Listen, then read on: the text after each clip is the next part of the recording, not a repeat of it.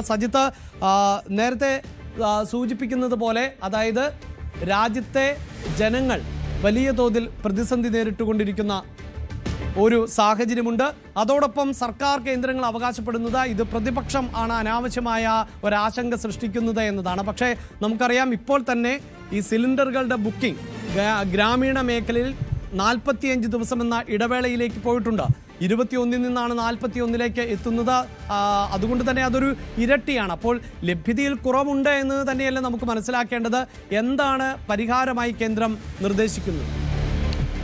അഭിലാഷ്, ഈ ഇന്ധന പ്രതിസന്ധി, പാചകവാതക ക്ഷാമം അതേപടി അതിന് പരിഹാരം കണ്ടത് അത്ര എളുപ്പമല്ല എന്ന് തിരിച്ചറിവ് കേന്ദ്രത്തിലുമുണ്ട്. അതുകൊണ്ട് തന്നെയാണ് ബദൽ മാർഗങ്ങൾ നിർദ്ദേശിക്കുക എന്ന സാഹചര്യം വരുന്നത്. യഥാർത്ഥത്തിൽ രാജ്യത്ത് ഇന്ധന പ്രതിസന്ധിയില്ല, മറിച്ച് അതൊരു ബോധപൂർവമായ പ്രചരണം നടക്കുന്നു എന്നതാണ് കേന്ദ്ര സർക്കാരും പ്രധാനമന്ത്രിയും ഒക്കെ വിശദീകരിക്കുന്നത്. ഇന്നലെ പെട്രോളിയം മന്ത്രി ലോക്സഭയിൽ വിശദീകരിച്ചതും അങ്ങനെയാണ്. ഇപ്പോൾ ബദൽ മാർഗങ്ങളായി മുന്നോട്ട് വയ്ക്കുന്നത് കൽക്കരി അല്ലെങ്കിൽ മണ്ണെണ്ണ പോലെയുള്ള പരമ്പരാഗത വഴികളിലേക്ക് തിരിച്ചു പോവുക എന്നതാണ്. പക്ഷേ അത് എല്ലാ ഇടങ്ങളിലും ഗാർഹിക മേഖലകളിൽ സാധ്യമല്ല.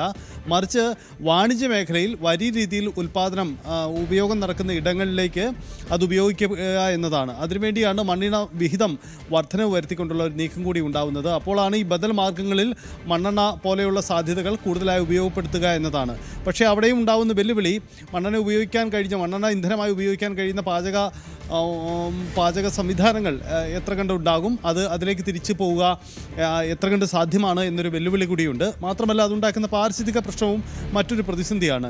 ഈ ഒരു പ്രത്യേക സാഹചര്യം പരിഗണിച്ചുകൊണ്ട് മലിനീകരണ നിയന്ത്രണ ബോർഡ് സംസ്ഥാനങ്ങളിൽ ഇളവ് അനുവദിക്കണം എന്നൊരു നിർദ്ദേശം പരിസ്ഥിതി വകുപ്പ് മുന്നോട്ട് വെച്ചിട്ടുണ്ട്. ഇതാണിപ്പോഴത്തെ സാഹചര്യം.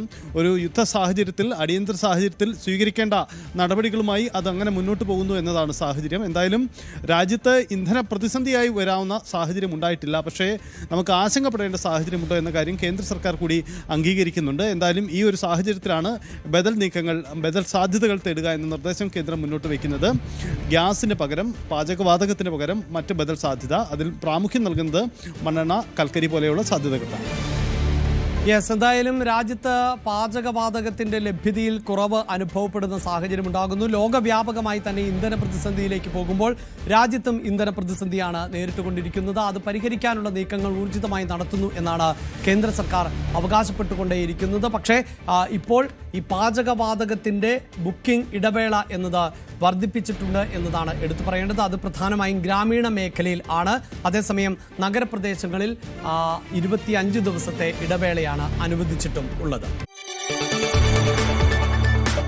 കൂടുതൽ വാർത്തകൾക്ക് news 18 Keralam YouTube channel subscribe ചെയ്യുക.